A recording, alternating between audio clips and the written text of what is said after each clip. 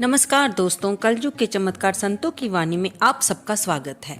दोस्तों, वैसे तो हमारे इस चैनल पर इस समय शिव महापुराण की कथाएं चल रही हैं, उनके अध्याय चल रहे हैं, लेकिन क्योंकि शिव रात्रि से पहले आती है महापावन दिन एकादशी, इस बार विजया एकादशी।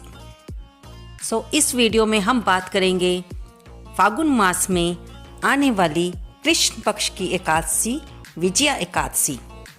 आज हम इसी विजया एकादशी के बारे में जानकारी प्राप्त करेंगे कि ये किस तिथि को आ रही है, इसमें किस देवता का पूजन करना चाहिए, इसकी क्या विधि है, इसकी क्या कथा है। आज हम इस वीडियो में यही जानेंगे। दोस्तों, फागुन मास के कृष्ण पक्ष की एकादशी का शास्त्रोक्त नाम है विजया एकादशी। जैसे कि इसका नाम ही हमें ये दर्शा रहा है कि इसका मतलब क्या है। विजय पाने के लिए जब हम कोई व्रत रखते हैं तो ये व्रत उसी मनोकामना को पूर्ण करने के लिए होता है कि विजया एकादशी यानी कि अपने शत्रुओं पर जीत। दोस्तों, असल में हमारे दुश्मन कौन होते हैं? हमारे मन के विकार, जो कि हमें परमार्थ में और परमात्मा की प्राप्ति पर जाने वाले मार्ग में हमारे को विघ्न डालते हैं। हमारे मन के विकार, उन पर जीत पाना ही हमारे जीवन का असली मनोरथ है और फिर भगवान की प्राप्ति के साधनों को अपनाना इस मानव जीवन का सबसे बड़ा एक लक्ष्य है। तो ये जितने भी व्रत हम रखते हैं, ये हमें हमारे सभी मन के विकारों के ऊपर ही विजय पाने में हमारे सहायक होते हैं। कुछ लोग अपने मन को मारकर व्रत रखते हैं कि हम निराहार रहेंगे या निर्जल रहेंगे या फलाहार व्रत करेंगे, ऐसा संकल्प लेते हैं। इससे वे अपने मन के उस वेग को, जो कि हर समय कुछ ना कुछ खाने को मांगता है, उस वेग रोकने की कोशिश करते हैं। फिर जब हम व्रत रखते हैं तो उस दिन हम सारा समय अपने मन में ये सोचते रहते हैं कि आज हमें कोई बुरा काम नहीं करना, किसी की निंदा चुगली नहीं करनी, किसी को चोट नहीं पहुंचानी, किसी के बारे में झूठ नहीं बोलना, किसी के साथ लड़ाई झगड़ा नहीं करना। इससे हम अपने मन को शांत रखते हैं। तो ये भी तो क्रोध के वेग पर जीत पाना ही हुआ ना। फिर व्रत का एक और प्रभाव होता है कि उस दिन हम जिस देवता को समर्पित करके वो व्रत रख रहे हैं, हम सारा दिन उसी के भजन बोलते हैं, उसी के मंत्र का जाप करते हैं, उसी की पूजा विधि को अपनाते हैं, उसी को याद करके हम मंदिर में जाते हैं, ब्राह्मण को कुछ दान देते हैं। तो व्रत रखने से हमारे मन के विकारों पर भी विजय पड़ती है, हमसे कुछ दान पुण्य का काम होता है, हमारी जीवा से, हमारे कानों से, यानी कि हमारी कर्मेंद्रियों से भगवान का नाम जप होता है। तो ये सब व्रत के ही तो प्रभाव हैं कि जब हम ये सोचते हैं कि अमुक तिथि को ये वाला व्रत आ रहा है, चाहे वो एकादशी का हो, चाहे माँ शिवरात्रि का हो, चाहे गुरुवार का व्रत हो, या माँ लक्ष्मी का शुक्रवार का व्रत हो, तो हम उस देवता को, उस देवी को समर्पित उस व्रत को रखकर उन्हें याद करते हैं, उनसे अपने मन की इच्छाओं को पूरा करने के लिए प्रार्थना करते हैं। अगर हम किसी दुख में हैं तो भी उनसे सहायता मांगते हैं, उनसे प्रार्थना करते हैं। तो आइए आज हम जानेंगे विजया एकादशी के बारे में, जिसे कि भगवान श्री राम जी ने भी रावण पर विजय प्राप्त करने के लिए युद्ध लड़ने से पहले इस व्रत को रखा था। दोस्तों, इस बार विजया एकादशी की 2 तिथियां बन रही हैं, 16 फरवरी या 17 फरवरी। तो हम आपको बता दें कि 16 फरवरी वीरवार के दिन एकादशी तिथि सुबह 5:32 से शुरू हो जाएगी और इसकी समाप्ति शुक्रवार को सुबह 17 तारीख को 2:50 पर होगी। यानी कि ये एकादशी 24 घंटे से कम की होगी। और क्योंकि 17 फरवरी शुक्रवार को सुबह 2:50 पर एकादशी तिथि खत्म होने के साथ ही द्वादशी तिथि शुरू हो जाएगी और दोपहर के बाद इसमें त्रयोदशी तिथि का भी संयोग होगा। तो इसलिए इस दिन यानी कि 17 फरवरी को त्रिस्पर्शा योग बन रहा है।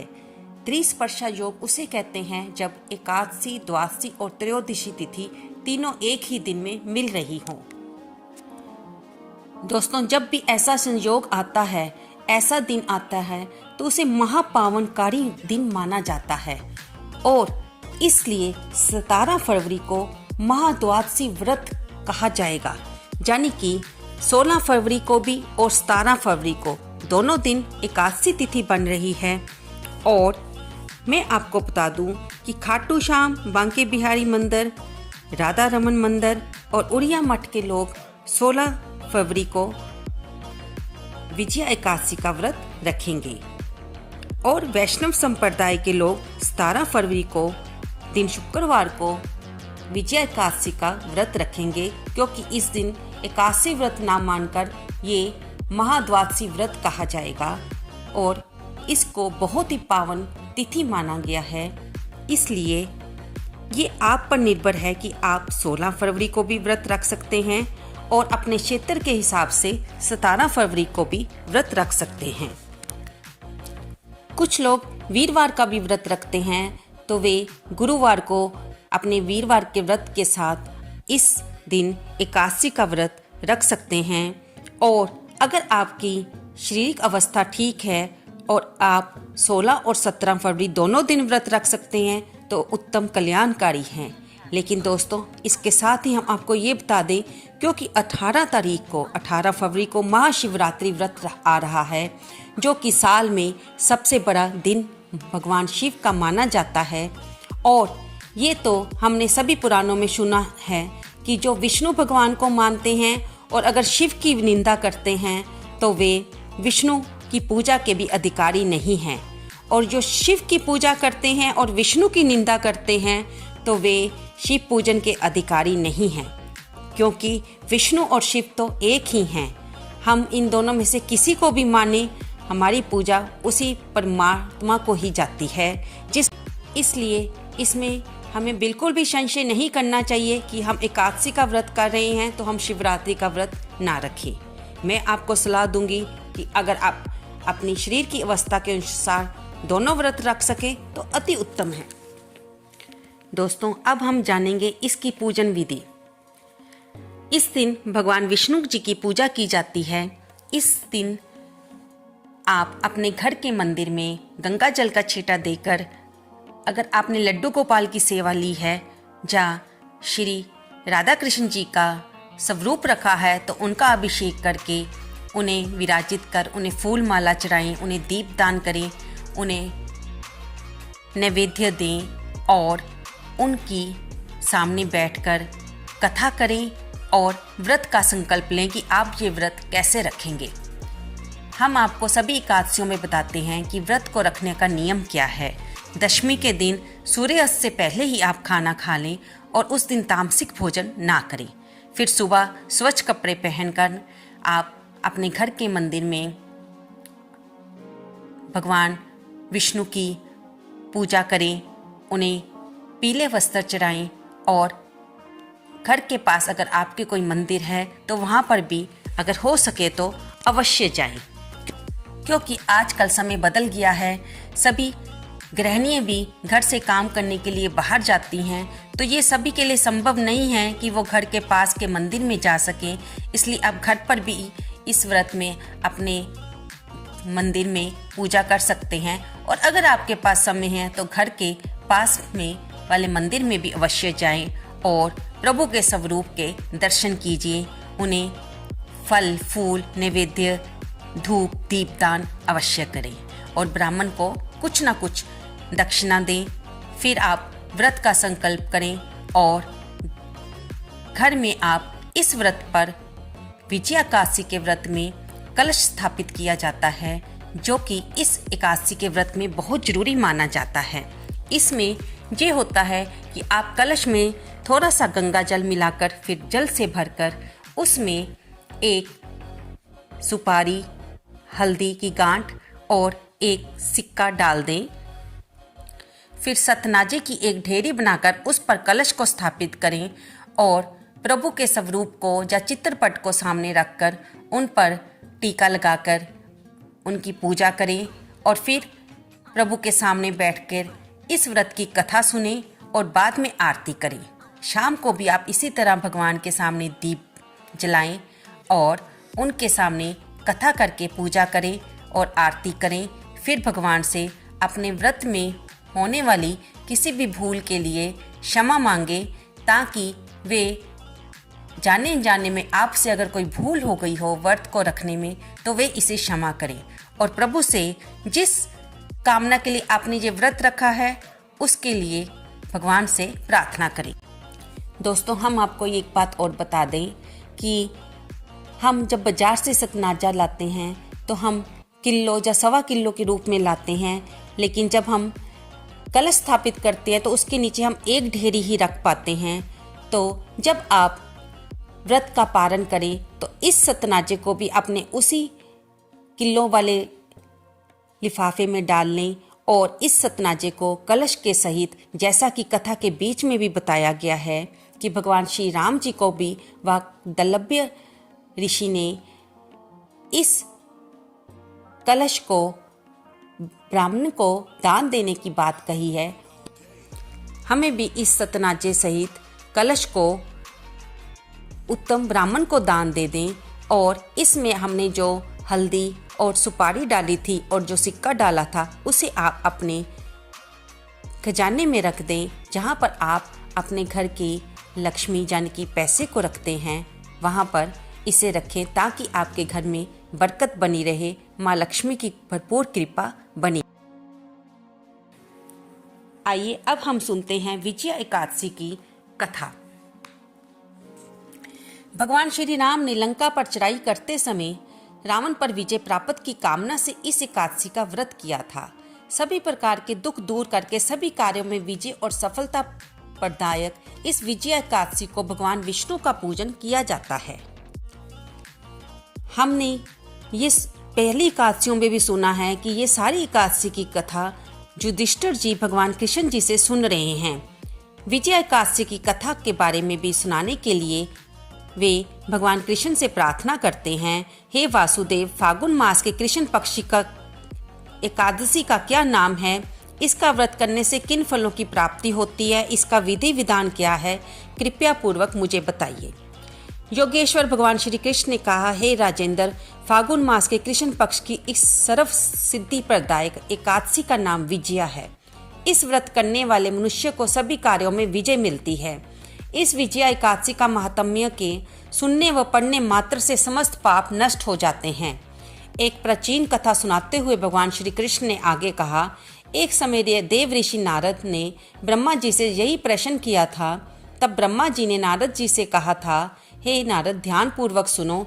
इस विजय एकादशी का व्रत नए पुराने और गत जन्मों के पापों का हरण करके प्रत्येक क्षेत्र में धारक को विजय दिलाता है।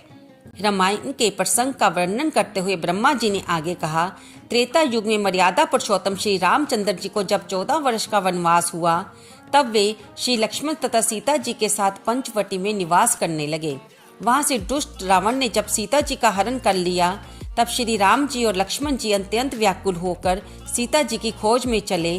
घूमते घूमते जब वे मन्नासन जटायु के पास पहुंचे तो जटायु उन्हें सीता जी का वृतांत सुनाकर स्वर्ग लोक को चला गया। फिर उनकी सुग्रीव से मित्रता हुई और बाली का वध किया। हनुमान जी ने लंका में जाकर सीता माता का पता लगाया और उनसे श्री रामचंद्र जी एवं सुग्रीव की मित्रता का वर्णन किया।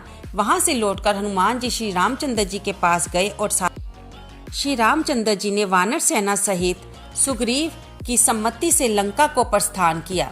जब श्री रामचंद्र जी समुद्र के किनारे पहुंचे, तब उन्होंने मगरमच्छ आदि से युक्त समुद्र को देखकर लक्ष्मण जी से कहा कि इस समुद्र को किस प्रकार पार कर सकेंगे। श्री लक्ष्मण जी कहने लगे, हे पुरुषोत्तम, आप सब कुछ जानते हैं। यहाँ से आधा योजन दूर कुमारी द्वीप में वाग्दलभ्य नाम के मुनि रहते हैं। उन्होंने अनेकों ब्रह्म देखे हैं। आप उनके पास जाकर इसका उपाय पूछिए। तब श्री रामचंद्र जी ऋषि के पास गए, उनको प्रणाम करके बैठ गए। मुनि ने उनसे पूछा, हे राम, आपका कैसे आना हुआ? श्री रामचंद्र जी कहने लगे, हे ऋषिवर, मैं अपनी सेना से यहाँ आया हूँ। आप कृपा करके समुद्र पार करने का कोई उपाय बताइए, मैं इसी कारण आपके पास आया हूँ। तब महर्षि वक्तालभ्य बोले, हे दशरथ पुत्र राम, फागुन मास के कृष्ण पक्ष की एकादशी का व्रत करने से निश्चय ही आपकी विजय होगी, साथ ही आप समुद्र भी अवश्य पार कर लेंगे। इस व्रत की विधि ये है कि दशमी के दिन स्वर्ण, चांदी, तांबा या मिट्टी का एक घड़ा लेकर उसे जल से भरकर उस पर पंच पल्लव रखने के पश्चात उसे वेदी पर स्थापित करें। 7 अनाज एक जगह मिलाकर घड़ा रखने हेतु वेदी बनाएं और घड़े के ऊपर जौ रखें। जौ के ऊपर भगवान श्री नारायण की स्वर्ण प्रतिमा स्थापित करें। एकादशी के दिन स्नान आदि नित्य कर्म से निवृत्त होकर धूप, दीप, नैवेद्य, नारियल आदि से भगवान की पूजा करके वह दिन भक्ति पूर्वक घड़े के सामने व्यतीत करें और रात्रि को भी वहीं पर बैठकर जागरण करें। द्वादशी के दिन नदी या तालाब के किनारे स्नान आदि से निवृत्त होकर उस घड़े को ब्राह्मण को दे देना चाहिए। यदि तुम इस व्रत को सेनापतियों के साथ करोगे तो अवश्य ही विजयी होगे। इसके पश्चात श्री रामचंद्र जी ने विधि पूर्वक विजय एकादशी का व्रत किया और उसके प्रभाव से लंका के राक्षसों पर विजय पाई। अतः हे राजन, जो मनुष्य इस व्रत को विधि पूर्वक करेगा उसे दोनों लोकों में विजय प्राप्त होगी। अंत में ब्रह्मा जी ने नारद जी से कहा, हे पुत्र, इस व्रत को करने वाला तो मुक्ति पाता ही है, लेकिन जो इस व्रत के महात्म्य को कहता, पढ़ता और सुनता है उसे भी वाजपेय यज्ञ का फल मिलता है। तो दोस्तों, हमने इस कथा में जाना कि प्रभु श्री राम, जो कि खुद ब्रह्म स्वरूप थे, उन्होंने भी इस व्रत को रखा और लंका पर विजय पाई। ये तो भगवान की लीलाएं हैं हम संसारी मनुष्यों को समझाने के लिए कि जब वे मानव जीवन में आते हैं तो उन्हें भी ऐसे कार्य करने पड़ते हैं जिससे हम अपने मानव जीवन को सफल बनाएं। तो हम संसारी लोगों को तो इन व्रतों को रखना ही चाहिए। और अगर हम अपने उत्तम गति की कामना करते हैं, अपने मोक्ष को पाना चाहते हैं, भगवान के समीप्य को पाना चाहते हैं, तो दोस्तों हमें इन उत्तम पवित्र व्रतों को रखने का यथाशक्ति प्रयास करना चाहिए। तो दोस्तों, अब हम जानेंगे कि इस व्रत को रखने पर हमें पारण किस समय करना है। अगर हम 16 फरवरी को वीरवार को एकादशी का व्रत रख रहे हैं तो हमें इसका पारण सुबह 17 तारीख को 8:01 से लेकर 9:13 के बीच में करना है। और अगर हम 17 तारीख को व्रत रख रहे हैं तो हमें इसका पारण 18 तारीख की सुबह 6:57 से लेकर 9:12 के बीच में करना है। दोस्तों, ये व्रत हमें हर तरह की कामनाओं पर विजय पाने के साथ साथ हमारा मोक्ष प्राप्ति का भी मार्ग खोल देता है। इसके साथ ही हम आपको बता दें कि इस बार प्रदोष व्रत 18 फरवरी दिन शनिवार को ही पड़ रहा है, जिस दिन महाशिवरात्रि है। दोस्तों, आपको ये कथा कैसी लगी, कृपया इसे लाइक करें, शेयर करें और कमेंट बॉक्स में जय विष्णु भगवान लिखना ना भूलें। धन्यवाद दोस्तों।